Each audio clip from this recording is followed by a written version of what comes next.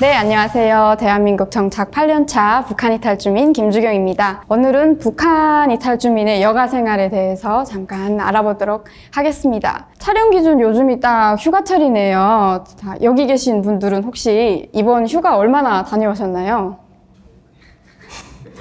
다들 반응이 못 다녀오신 것 같은 반응입니다. 제가 여기 오늘 나오기 위해서 제 주변의 북한 이탈 주민이나 친구들에게 올해 휴가를 얼마나 다녀왔는지 한번 물어봤습니다. 물어봤더니 북한 이탈 주민의 경우에는 제일 길게 간 친구가 이제 5일 정도라고 하고 보통은 2, 3일 정도, 그리고 아예 못 다녀온 친구들도 꽤 많았습니다. 그 반면에 이제 한국인 이제 대학 동기들인 친구들은 짧게 간 경우가 일주일이고 막 길게 가는 친구는 막 2주까지도 다녀왔더라고요. 취약계층이 많은 북한 이탈 주민의 특성상 아무래도 휴가 기간을 이렇게 길게 가지기에는 어려워 보입니다. 그래서 오늘 이번 시간에는 북한에서 한국으로 와서 8년 동안 살아온 저의 신뢰를 통해서 북한 이탈 주민의 여가 생활에 대해서 잠깐 알아보도록 하겠습니다. 제일 처음으로 말하고 싶은 것은 한국에 와서 제일 생경하고 낯설었던 부분인 카페 문화인데요.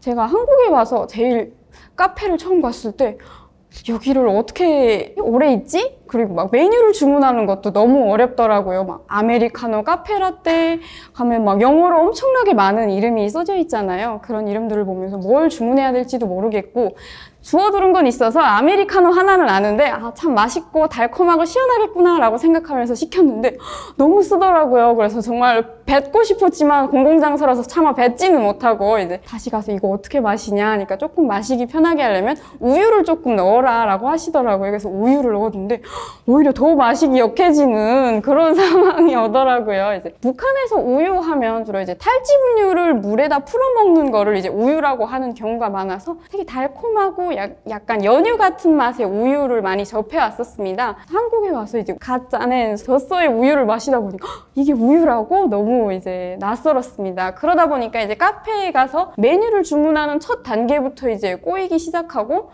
그리고 카페에 음료를 시켜놓고 한두 시간씩 계속 얘기를 하는 거예요. 수다를 떨고.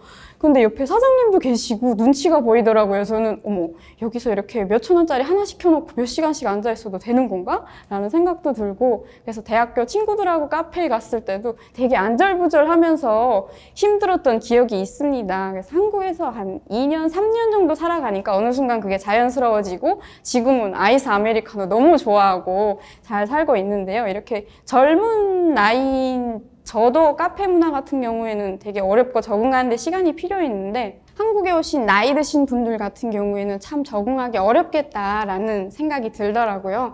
이런 카페 같은 부분이 참 우리 생활에 밀접하게 연결이 돼 있고, 그렇지만 북한에서는 전혀 없고 여기 와서 처음 보는 거기 때문에 참 어려운 부분이다라는 말씀을 드리고 싶습니다. 그리고 두 번째 얘기하고 싶은 부분은 영화관입니다. 영화관 여러분 많이들 가시나요?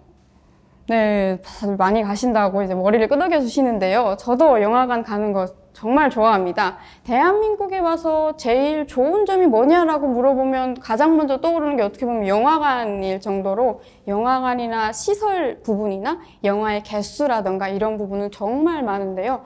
북한에도 물론 영화관이 있습니다. 근데 시설도 열악하고 개수도 많지 않습니다. 그리고 상영하는 영화도 이제 북한의 체제에 대한 선전 같은 영화를 많이 하는 거죠. 그러면 북한 영화관은 인기가 있을까요? 없을까요? 많을 것 같다고 대답을 해주셨는데, 네, 맞습니다. 많습니다. 정말 어쩌다 하고 환경도 열악하지만 그 영화관에 가는 분위기를 그때밖에 낼 수가 없거든요. 그러다 보니까 젊은 남녀들이 데이트 장소로 영화관에 가려고 이제 막 노력을 하는 거죠. 티켓을 구매하는 것도 엄청난 이제 과열을 일으킵니다. 그리고 그 다음 영화관에서 또 제일 좋은 거 뭘까요, 여러분?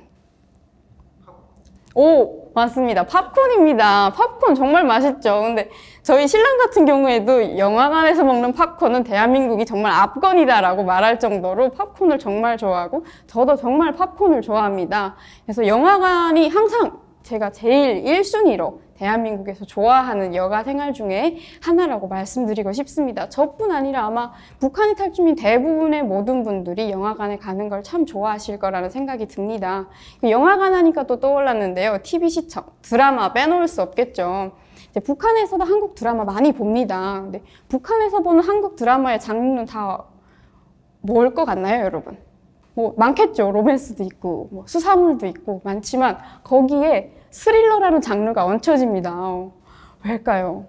마음을 졸이면서 언제 단속이 올까, 검열이 올까 마음 졸이면서 보다 보니까 로맨스라는 장르에도 스릴러가 얹혀지는 겁니다. 그래서 북한에서 보면 그렇게 재밌을 수가 없어요. 한국 드라마가 정말 별치 않은 것도 너무너무 재밌게 보고 이러는데 오히려 한국에 와서 너무 많으니까 한국 드라마의 그 묘미가 조금 떨어지더라고요. 근데 그럼에도 불구하고 저희 엄마랑 이제 나이 드신 분들 보면 아우 막장 드라마 너무 좋아하시더라고요. 눈길을 떼지 못하세요. 그래서 주말이면 꼭 리모컨을 차지하시고 이제 주말 드라마 챙겨보시고 하는데 아마 북한 이탈 주민들이 여기 와서의 그 허전함 이런 것들을 한국 드라마나 예능 또 요즘 트로트가 대세잖아요. 트로트 이런 프로그램들이 많이 달래준다는 생각이 듭니다. 영화관이나 드라마에 대한 얘기를 잠깐 해봤는데요. 그 다음으로 제가 얘기하고 싶은 부분은 여행입니다. 이제 북한 이탈 주민들에게 여행이란 대한민국에 온 이유 같은 건 것 같습니다. 아, 내가 자유의 땅에 왔구나 하고 느끼는 게 이제 아마 해외여행을 갔을 때 이제 공항에서 내릴 때 그 느낌인데요. 아마 저뿐 아니라 북한 이탈 주민들 대부분의 분들이 이제 외국에 나갔을 때, 해외여행을 갔을 때 그 느낌이 아마 다들 남다르고 감회가 새로울 거라는 생각이 듭니다. 그래서 저는 돈도 없고 시간도 없고 참 가난하지만 그래도 꼭 해외여행을 1년에 한두 번은 가고 싶어서 최대한 노력을 하고 있습니다. 근데 해외여행만 좋을까요, 여러분? 국내 여행도 당연히 좋습니다. 북한에서는 사실 국내밖에 다닐 곳이 없는데요.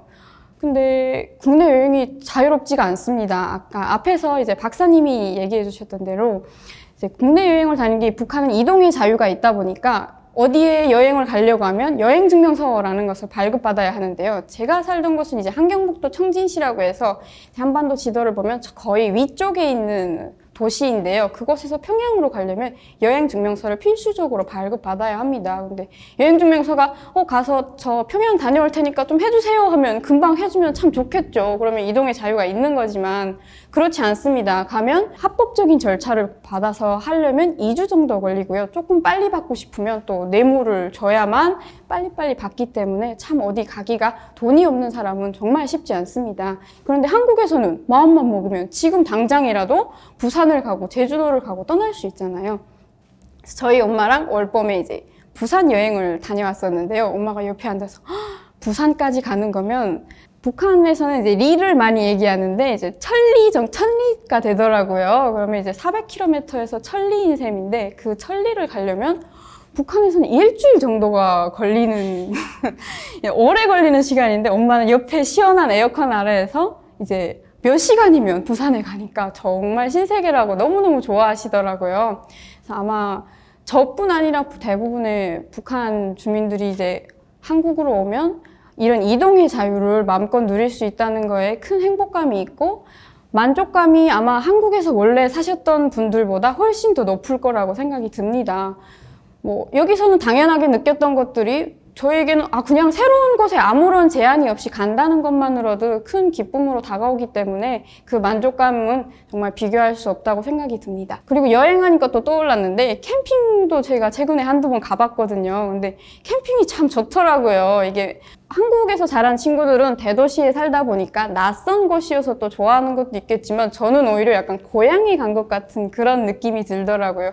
자연이잖아요. 근데 북한은 그냥 대부분이 자연입니다. 그러다 보니까 북한에서 살듯이 자연을 맛보듯이 내 고향에 다시 잠깐 다녀간 듯한 그런 느낌이 들고 열악한 상황이다 보니까 옛날 기억도 나고 너무 좋다 해서 그 이후로 약간 캠핑에 빠져서 자주 캠핑에 가려고 하고 있습니다.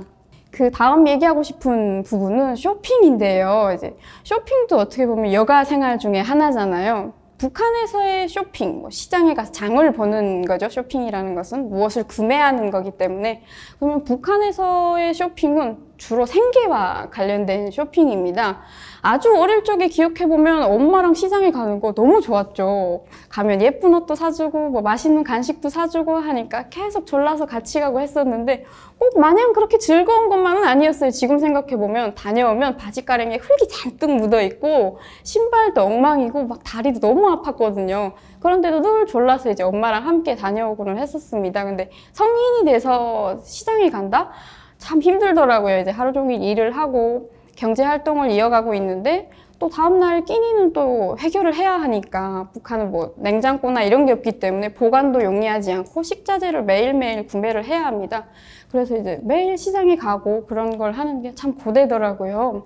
근데 한국에 와서 쇼핑, 백화점, 아울렛 처음 가봤는데 정말 드라마에서 보던 환경이 펼쳐진 거잖아요. 그래서 뭘 구매하지 않아도 그냥 보는 것만으로도 너무 좋고 즐겁더라고요. 그래서 저희 엄마는 마트에 가시면 그 쇼핑 카트를 끌고 다니시는 거 있잖아요. 그게 너무 좋으시대요. 그래서 꼭 한두 개를 사도 쇼핑 카트를 끌고 다니세요. 그래서 드라마에서 보면서 저걸 꼭 하고 싶었었대요.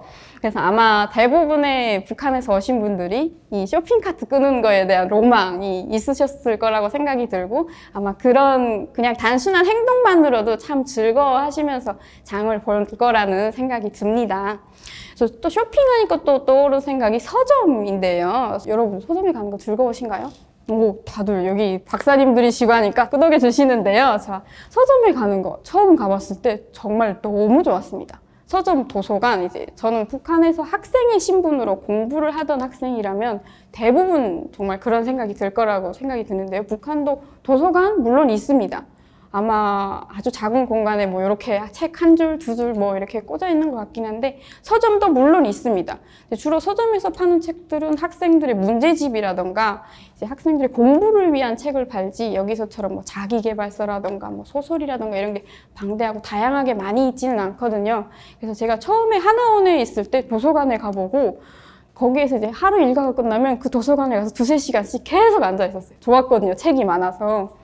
그래서 아마 북한에서 오신 분들 중에 공부를 하셨고 학생의 신분을 가지셨던 분들이라면 서점에 가서 보는 그 색다른 풍경도 아마 그냥 가는 행위 자체만으로도 여가 생활의 즐거움을 주기에 충분하지 않나라는 생각이 듭니다. 네, 마지막으로는 이제 취미생활에 대해서 조금 얘기하고 싶은데요. 취미생활 하면 즐기려고 하는 거잖아요. 근데 북한에서 너 취미가 뭐니? 라고 물어보면 조금 즐기려고 한다는 것보다는 본인이 잘하는 거를 취미라고 생각하는 경우가 많은 것 같아요. 그래서 막 너 취미가 뭐니? 하면 내가 남들보다 좀 잘하는 거를 취미라고 대답하는 경우가 많습니다. 그래서 남자들의 경우는 스포츠, 뭐 축구나 배구나 뭐 탁구 같은 종목이 많고 여자들의 경우는 악기를 이제 뭐 취미라고 말하는 경우가 많습니다. 근데 한국에서는 그게 취미가 아니잖아요. 본인이 즐기려고 하고 단순한 뭐 소소한 거라도 내가 좋아하고 자주 하는 거면 이제 취미라고 얘기할 수 있는데요. 그래서 그런지 북한에서 오신 분들이 한국에 와서 취미를 새로 찾아가는 과정이 참 힘든 것 같아요. 저부터도 아직까지도 8년을 살아왔지만 딱히 취미가 뭐니? 라고 했을 때 생각해보면 떠오르는 게 없거든요. 그만큼 이제 북한에서의 취미와 한국에서의 취미가 이제 단어 정의 자체가 조금은 다르기 때문에 그러한 과정을 찾아가는데도 조금 힘들고 그리고 또 취미를 찾으려고 해도 이제 여기서 나서 자라서 어릴 때부터 취미 생활을 해온 사람들과 여기 와서 이제 성인이 다 돼서 와서 취미를 찾아가려면 생계도 바쁜데 돈과 시간을 들여서 이제 취미를 충분히 개발할 시간이 없기 때문에 아마도 북한 이탈 주민들이 취미 생활이 한국의 이제 평균에 비할 때 많이 떨어지지 않을까라는 생각이 듭니다. 오늘 이렇게 짧게나마 저의 경험에 비추어서 이제 북한 이탈 주민들의 여가 생활에 대해서 들어보았는데요. 사실 저희 같은 북한 이탈 주민들은 고향에 이제 나서 자란 것을 등지고 떠나왔고 친지들도 다 북에 있습니다. 그러다 보니까 한국에 오면 외롭고 공허한 마음이 클 수밖에 없어요. 근데 그런 마음들을 한국에 잘 갖춰진 인프라 덕분에 이제 여가 생활을 즐기면서 조금은 달래는 것 같습니다. 이제 북한에 있는 주민들은 아직도 이런 여가 생활을 충분히 즐기고 있지 못하는데요. 어서 빨리 통일이 되어서 북한 주민들도 여가 생활을 충분히 즐기는 날이 왔으면 좋겠습니다. 오늘 이야기는 여기서 마치도록 하겠습니다. 감사합니다.